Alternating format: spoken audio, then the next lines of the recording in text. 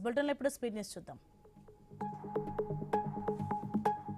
Land titling యాక్ట్తో రైతుల ఆస్తులను YS Jagan తన గుప్పెట్లోకి తీసుకున్నారని మారిటైమ్ బోర్డు చైర్మన్ సత్య విమర్శించారు.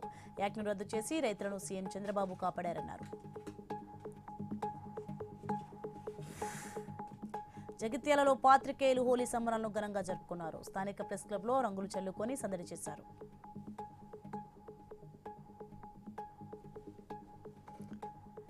ఆదిలాబాద్ జిల్లా ఎస్పీ కార్యాలయంలో హోలీ వేడుకలను సందడిగా జరుపుకున్నారు. పోలీసులతో పాటు ఎస్పీ అఖిల్ మహాజన్ పాల్గొన్నారు. మిఠాయిలు తినిపించుకొని పండుగ శుభాకాంక్షలు తెలియజేశారు.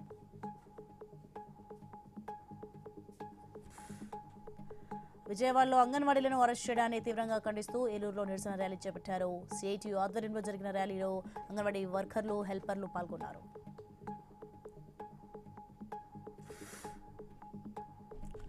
కర్నూలు కలెక్టరేట్ ముందు కార్మిక సంఘాలు ధర్నా చేపట్టాయి. సమస్యల పరిష్కారం కోసం ఆందోళన చేస్తున్న అంగన్వాడీ కార్మికులను అక్రమంగా అరెస్ట్ చేశారని మండిపడ్డారు.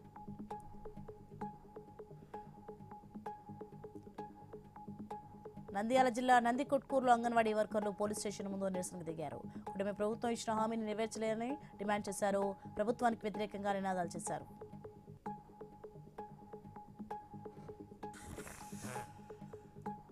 తిరుపతి జిల్లా శ్రీకాళహస్తిలో సిఐటియు ఆధ్వర్యంలో అంగన్వాడీ మహిళలు నిరసన చేపట్టారు. విజయవాడలో అంగన్వాడీ కార్మికులను పోలీసులు అరెస్ట్ చేయడం కరెక్ట్ కాదన్నారు. ప్రభుత్వం తమ డిమాండ్లను పరిష్కరించాలని కోరారు.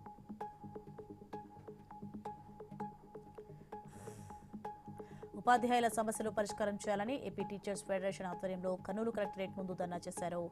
30% మధ్యంతర అభివృద్ధి ప్రకటించాలని ఏపీటీఎఫ్ అధ్యక్షుడు హృదయరాజు డిమాండ్ చేశారు.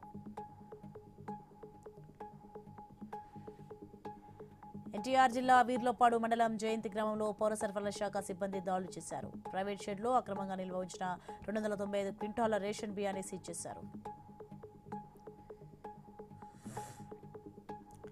విశాఖపట్నం ఋషికొండలో ప్రైవేట్ ట్రావెల్స్ బస్ దగ్ధమైంది. బస్సు టైర్స్ బ్లాస్ట్ కావడంతో మంటలు వ్యాపించినట్లు తెలుస్తోంది. ఘటనా స్థలానికి చేరుకున్న అగ్నిమాపక సిబ్బంది మంటలను అదుపు చేశారు. This is KV Updates. For more updates, keep watching iNews. మీతోనే మీ వెంటే.